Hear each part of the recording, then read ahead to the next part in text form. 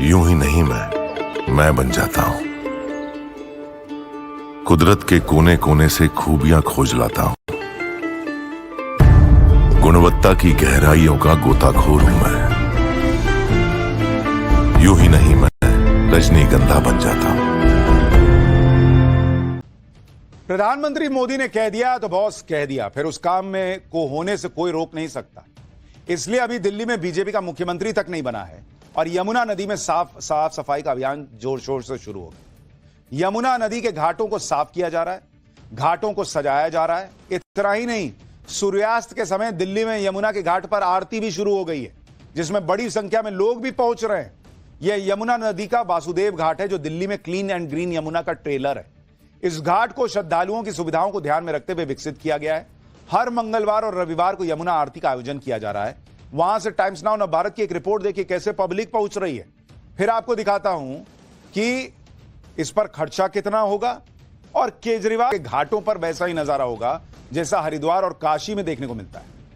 यह है नरेंद्र मोदी की गारंटी, क्योंकि पिछले 32 सालों से यमुना को साफ करने का सिर्फ वादा हुआ। करोड़ों रुपए बहे, पानी की तरह बहाए गए, लेकिन यमुना नदी पर नाले का टैग नहीं हट पाया। साल 1993 में यमुना एक्शन प्लान 1 बना। दिल्ली, यूपी, हरियाणा के 21 शहर इसमें शामिल हुए और 2002 तक कुल 682 करोड़ रुपए खर्च हुए। लेकिन नतीजा क्या था? यमुना तो गंदी ही थी। फिर साल 2012 में यमुना एक्शन प्लान 2 बना और इस बार 1514 करोड़ रुपए सफाई पर खर्च हुए। इसके बाद यमुना एक्शन प्लान 3 बना, उसमें 1656 करोड़ रुपए खर्च कर दिए गए। दावा सीवेज ट्रीटमेंट प्लांट पर खर्च करने का हुआ। 2015 से 2023 में 1200 करोड़ रुपए का भारी भरकम फंड खर्च हुआ, जिसमें क्लीन गंगा के तहत 1000 करोड़ रुपए अलग से मिले और यमुना एक्शन प्लान के तहत 200 करोड़ मिले। 2015 में आम आदमी पार्टी सरकार में आई थी और उसने 700 करोड़ रुपए खर्च किए। 2018 से 2021 में 200 करोड़ और आवंटित हुए, लेकिन यह फंड कहां खर्च हुआ बॉस, यह किसी को नहीं पता। यमुना तो साफ नहीं हुई, लेकिन फंड पे हाथ साफ हो गया ऐसा लगता है। दिल्ली जीतने के साथ ही जो प्लान पीएम मोदी ने बनाया है, उसी स्पीड में काम हुआ तो यमुना को नदी, लंदन की टेम्स नदी बनने से कोई नहीं रोक सकता। अक्सर कहा जाता है कि लंदन की टेम्स नदी सबसे गंदी थी और अब सबसे साफ है, लेकिन साफ क्यों है, कैसे हुई, यह तो आप नहीं सोचते। दरअसल लंदन की टेम्स को प्रशासन के साथ साथ लोगों ने मिलकर साफ किया। ऐसे में यमुना और टेम्स नदी की तुलना करना जरूरी हो जाता है। 1957 तक टेम्स नदी डेड रिवर थी और यमुना आज भी डेड रिवर है। 1957 तक टेम्स में जीव जंतु तक जिंदा नहीं बच पाते थे। यमुना में यही हाल आज की डेट में जीव जंतु और मछलियों का है। 1976 में टेम्स बचाने का अभियान शुरू हुआ, जबकि 1993 से यमुना क्लीन अभियान शुरू हो चुका है। टेम्स ने पहले नदी में गिरने वाले नालों को रोका गया, जबकि दिल्ली में गंदे पानी पर रोक का कानून कमजोर है। 1961 से 1995 के बीच कड़े कानून लागू किए गए। दिल्ली में नदी में कूड़ा फेंकने पर भी सख्ती से रोक नहीं लगी। लंदन में टेम्स के लिए विशेष प्राधिकरण बना दिया गया। दिल्ली में भी प्राधिकरण बना, लेकिन फायदा कुछ नहीं हुआ। लंदन में सरकार ने ऑक्सीजन के लिए ऑक्सीजनेटर लगाए। यहां यमुना की सफाई को लेकर 22 सालों से कोई कारगर पहल नहीं। ग्रेटर लंदन के सीवेज सिस्टम को वहां सुधारा गया, जबकि दिल्ली में सीवेज सिस्टम की आज भी लचर हालत है। लंदन में बिना ट्रीटेड पानी डालने पर कड़ी रोक है। नजफगढ़ ड्रेन से सबसे ज्यादा गंदगी नदी में आती है यहां यमुना। सरकारें बदलती रहीं, करोड़ों रुपया बहता रहा, कई बार प्लान बने फेल हो गए, लेकिन यमुना साफ नहीं। यमुना नदी को क्लीन करने की चुनौती क्या है, यह भी आपको समझना होगा। यमुना की दिल्ली में लंबाई करीब 52 किलोमीटर। इसमें नदी का 22 किलोमीटर का हिस्सा सबसे बड़ा चैलेंज है। यमुना नदी की 76% गंदगी इसी 22 किलोमीटर में, क्योंकि 18 बड़े नालों का गंदा पानी यहीं पर गिरता है। 350 लाख लीटर गंदा पानी और सीवेज सीधा यमुना में गिर जाता है और 2020 से 2024 के बीच 2 दशक के बराबर यमुना में प्रदूषण बढ़ गया। लेकिन चुनौती कैसे भी हो, उससे पार पाना मोदी को अच्छी तरह आता है। यमुना के लिए भी उन्होंने कुछ ऐसा ही संकल्प लिया है। तभी तो दिल्ली में सरकार बनने से पहले ही जो काम शुरू हुआ है, उससे बड़ा काम, उससे बड़ी प्लानिंग के साथ शुरू होगा। अब बीजेपी दिल्ली में सरकार बनाने जा रही है और इसके साथ ही उसका 6 पॉइंट का यमुना क्लीन का प्लान रेडी है। जानकारी के मुताबिक सरकार बनते ही पुनर्जीवित करने के लिए यमुना कोष की स्थापना होगी। फिर नालों से यमुना में पानी गिरने के से पहले ट्रीटमेंट होगा और इसके अलावा गाजियाबाद से आ रही साहिबी नदी के गंदे पानी का भी ट्रीटमेंट होगा। साथ ही सीवेज ट्रीटमेंट प्लांट की क्षमता 1000 MGD की जाएगी और एफ्लुएंट ट्रीटमेंट प्लांट की क्षमता 220 MLD तक बढ़ाई जाएगी। इसके अलावा यमुना में जीरो इंडस्ट्रियल एमिशन सुनिश्चित किया जाएगा। यमुना नदी दिल्ली के लिए लाइफलाइन है। पीने के पानी के लिए इसी पर लोग इसी तरह इस पर निर्भर हैं। यही कारण है कि राजनीति का मुद्दा भी रहती है और इस बार दिल्ली में आम आदमी पार्टी के हार का कारण भी बनी। 2021 में खुद केजरीवाल ने कहा था कि वो यमुना को न सिर्फ क्लीन करेंगे बल्कि डुबकी लगाएंगे। टाइम्स नाउ नवभारत के मंच पर केजरीवाल ने तब क्या कहा था, एक बार सुनिए, फिर बताता हूं आजकल ये लोग क्या कर रहे हैं। यमुना मेरी जिम्मेदारी है। मैं पिछले 3-4 दिन से देख रहा हूं बहुत आरोप प्रत्यारोप चल रहे हैं भी। वो कह रहे हैं ये नहीं कर रहे हो। यमुना में चाहे हरियाणा से आ रहा है, चाहे यूपी से आ रहा है, चाहे कहीं से आ रहा है, यमुना को साफ करने की जिम्मेदारी मेरी है। I will not pass blame to anyone. ये 70 साल की प्रॉब्लम है, ये 2 दिन की प्रॉब्लम नहीं है। चुनाव के वक्त मैंने दिल्ली के लोगों से 5 साल मांगे थे। मैंने कहा अगले चुनाव में मैं खुद डुबकी लगाऊंगा यमुना के अंदर, आप सब लोगों को साफ पानी में डुबकी लगवा दूंगा। अरविंद केजरीवाल पब्लिक को यमुना में डुबकी लगवाना चाहते थे। जब वो ऐसा नहीं कर पाए तो पब्लिक ने उनकी पॉलिटिक्स की डुबकी लगवा दी। पूरी पार्टी ही डूबी जा रही है।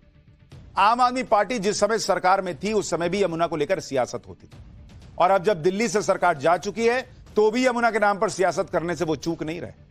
आतिशी से जब यमुना की सफाई शुरू होने पर सवाल पूछा गया तो वो सोशल मीडिया पोस्ट के हवाले से बिजली व्यवस्था को लेकर बीजेपी पर हमलावर हो। एक बार सुनिए आतिशी क्या कह रही हैं, फिर बताता हूं कि जो आरोप लगा रही है उसकी सच्चाई क्या है।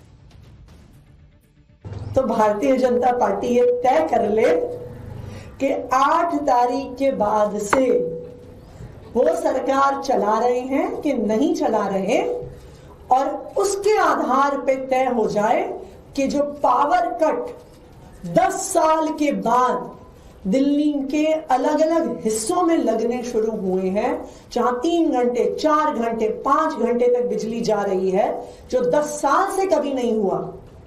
अगर एलजी साहब और भारतीय जनता पार्टी यमुना की सफाई करवा रही है तो इसका मतलब यह है कि दिल्ली की बिजली व्यवस्था भी वही चला रहे हैं, और दिल्ली की बिजली व्यवस्था उनसे चल नहीं रही है।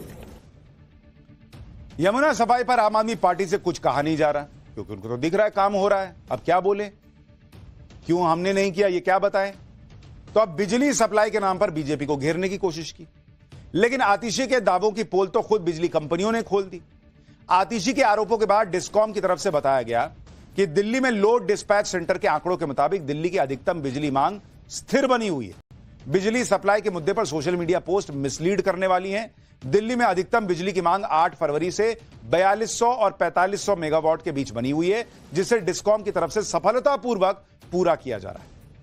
यानी जो बात आतिशी कह रही है कि 5-5 घंटे 10-10 घंटे बिजली जा रही है, भयंकर पावर कट लग रहे हैं, ये सब दिल्ली के नतीजों के बाद हो रहा है, वो बात है ही नहीं सही। लेकिन बोलने में क्या जाता, बोल दो।